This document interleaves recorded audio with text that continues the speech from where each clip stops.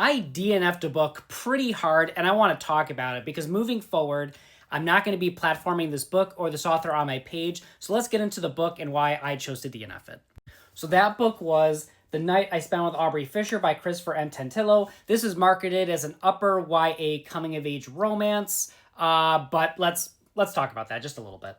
So the premise of this book is that you have this character in high school that suffered like this tragic event that happened like 6 months ago, and he decided to unalive himself, and then he meets this manic pixie dream girl that grew up in the foster system that basically says, hey, I'm going to make you not want to unalive yourself. And that's kind of the premise of this book. So been there, done that, but here's why I'm DNFing it. First off, this was marketed as a romance book when in reality, it's a mental health book masked as a romance book. Absolutely gross behavior on this author. Absolutely disgusting.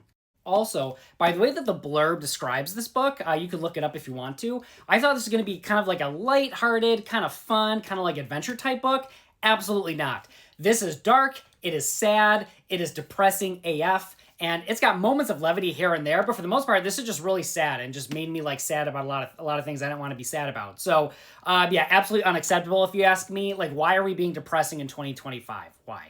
Also, this author wrote all these characters as kind of like stereotypes and archetypes at the beginning of the book. Think like Breakfast Club, which is like 40 years ago, bro. Like, seriously, come on, 2025, let's go. Now, probably like the second half of the book, they start to like kind of break those stereotypes and kind of flesh these characters out, and they grow and they mature, and we realize that they're not who they were at the beginning of the book. But I'm ignoring all of that character growth and fleshing out just to focus on the Breakfast Club stereotypes at the beginning of this book. Like, no, what are we doing? What are we doing here? Seriously, manic pixie dream girl? Come on. Nobody likes that trope. Everybody hates it.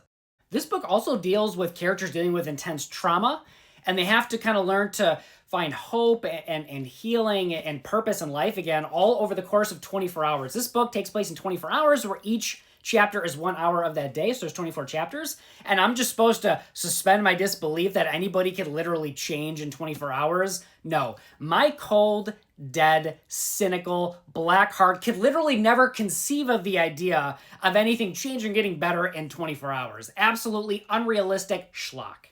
And lastly, this book is an upper YA book that deals with teen characters that act, behave, and talk and are selfish like teenage characters.